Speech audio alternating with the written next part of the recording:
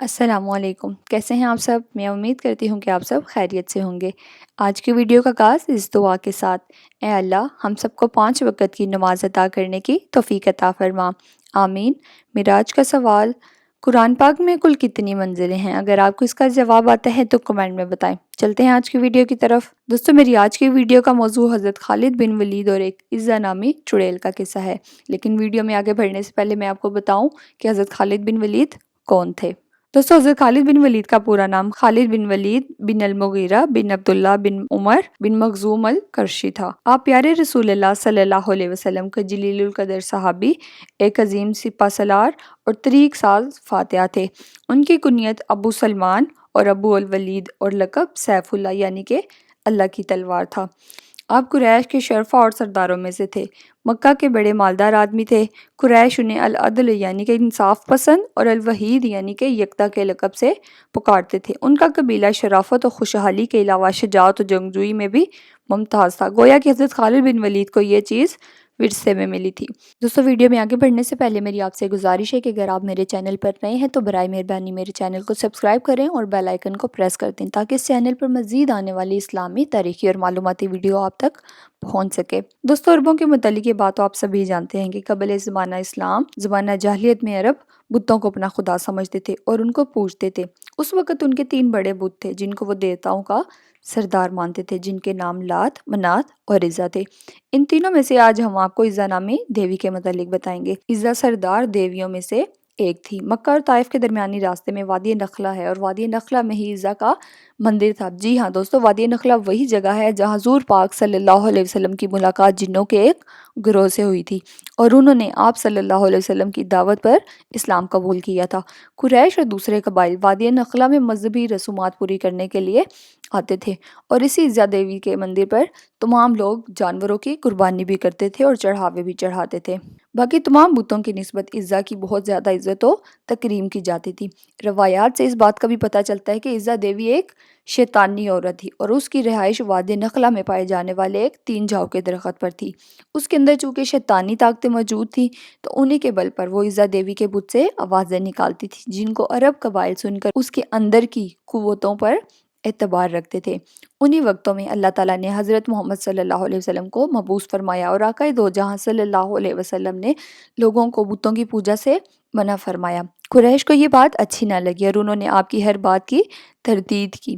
فتح مکہ کے وقت حضور اکرم صلی اللہ علیہ وسلم نے خانہ کعبہ میں موجود تمام بتوں کو توڑ دیا، لیکن عزا دیوی کے مندر میں موجود بت اس وقت بھی وہاں پر سلامت تھا اور اس کے ماننے والے عقیدت مند اس کی پوجا اسی زور و شور سے کر رہے تھے۔ چنانچہ عزا دیوی کے بت کو توڑنے کے لیے حضور پاک صلی اللہ علیہ وسلم نے حضرت خالد بن ولید کو، جن کو سیف اللہ کا خطاب دیا تھا، منتخب کیا۔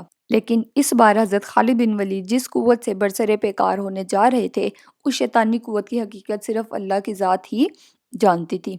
اور فتح مکہ سے کچھ روز بعد 25 رمضان المبارک کو حضرت محمد صلی اللہ علیہ وسلم نے حضرت خالد بن ولید سے فرمایا کہ وہ وادی نخلہ کی طرف جائیں اور اس کے اندر موجود 3 جھاؤ والے درخت کا رخ کریں۔ جب وہ 3 جھاؤ والے درخت کو پا لیں تو ان میں سے پہلے 3 جھاؤ والے درخت کو کاٹ دیں، اور اس طرح حضرت خالد بن ولید حضور پاک صلی اللہ علیہ وسلم کے حکم سے 30 گھڑ سواروں کے ہمراہ وادی نخلہ کی طرف روانہ ہوئے۔ دوستو، 3 جھاؤ والے درخت کے بارے میں آپ کو بتاؤں تو یہ ایک ایسا درخت ہے جو بنا بیاری کے خود بخود اگنے لگتا ہے اور انگلش میں اس کو ٹیمرس کہتے ہیں۔ حضرت خالد بن ولید نے جب وادی نخلہ کا رخ کیا اور وہاں پر موجود 3 جھاؤ والے درخت کو تلاش کر کے پہلے جھاؤ والے درخت کو کاٹ کر دوبارہ حضور پاک صلی اللہ علیہ وسلم کی خدمت میں حاضر ہوئے تو آپ صلی اللہ علیہ وسلم نے فرمایا، اے خالد، جب آپ نے اس درخت کو کاٹا تھا تو وہاں پر کوئی غیر معمولی بات محسوس کی؟ تو اس پر حضرت خالد بن ولید نے فرمایا، یا رسول اللہ، میں نے وہاں پر کچھ بھی غیر معمولی محسوس نہیں کیا۔ تو آپ صلی اللہ علیہ وسلم نے فرمایا، اے خالد، تم دوبارہ جاؤ اور وہاں پر موجود دوسرے 3 جھاؤ والے درخت کو بھی کاٹ ڈالو۔ حضرت خالد بن ولید نے آپ صلی اللہ علیہ وسلم کے حکم کی تعمیل کرتے ہوئے دوسرے 3 جھاؤ والے درخت کو بھی کاٹ ڈالا۔ جب دوبارہ حضور پاک صلی اللہ علیہ وسلم کی خدمت میں حاضر ہوئے تو آپ صلی اللہ علیہ وسلم نے پھر سے وہی سوال دہرایا اور اس پر حضرت خالد بن ولید نے نفی میں جواب دیا۔ آپ صلی اللہ علیہ وسلم نے فرمایا، اے خالد، تم دوبارہ جاؤ اور تیسرے 3 جھاؤ والے درخت کو بھی کاٹ ڈالو۔ لیکن اس دفعہ جب حضرت خالد بن ولید وادی نخلہ میں پہنچے تو آپ نے دیکھا کہ وہاں پر ایک انتہائی بدصورت شکل کی شیطان عورت کھڑی ہے جس نے بری طرح اپنے بال پھیلا رکھے ہیں اور غصے میں دانت پیس رہی ہے، اور اس کے پیچھے اس کے مندر کا محافظ دبیہ بن سلمہ بھی موجود تھا، جو اسے کہہ رہا تھا اے عزہ اس خالد پر زوردار حملہ کرو اور خبردار پیچھے مت ہٹنا، اپنی اوڑھنی اتار ڈالو، اور اگر آج تم نے اس خالد پر حملہ کر کے اس کو قتل نہ کیا تو یہ تمہیں ذلیل اور رسوا کر دے گا۔ اس پر حضرت خالد بن ولید نے فرمایا اے عزہ میں تجھے پاک اور مقدس نہیں مانتا، اور میں دیکھ رہا ہوں کہ اللہ نے تجھے ذلیل و رسوا کر دیا ہے۔ یہ کہہ کر حضرت خالد بن ولید نے اپنی تلوار سے اس کے سر پر وار کیا، اور پہلے ہی وار سے عزہ کا خاتمہ ہو گیا۔ آپ نے دیکھا کہ وہ جل کر راکھ ہو چکی ہے، اور اس کے بعد اس کے 3 جاؤ والے تیسرے درخت کو بھی کاٹ ڈالا، اور اس کے مندر کے محافظ دبیہ بن سلمہ کو بھی قتل کر دیا۔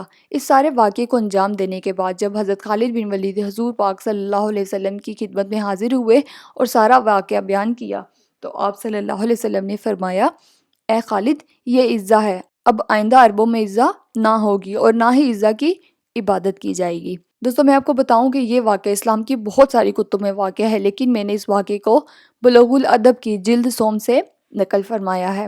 یہ تھی آج کی ویڈیو۔ میں امید کرتی ہوں کہ آپ کو آج کی ویڈیو اچھی لگی ہوگی۔ ویڈیو اچھی لگے تو میرے چینل کو سبسکرائب اور ویڈیو کو لائک کر کے ہماری حوصلہ افزائی فرمائیں۔ آپ سے ملاقات ہوگی انشاءاللہ اگلی ویڈیو میں، تب تک میں آپ سے اجازت چاہتی ہوں۔ اللہ حافظ۔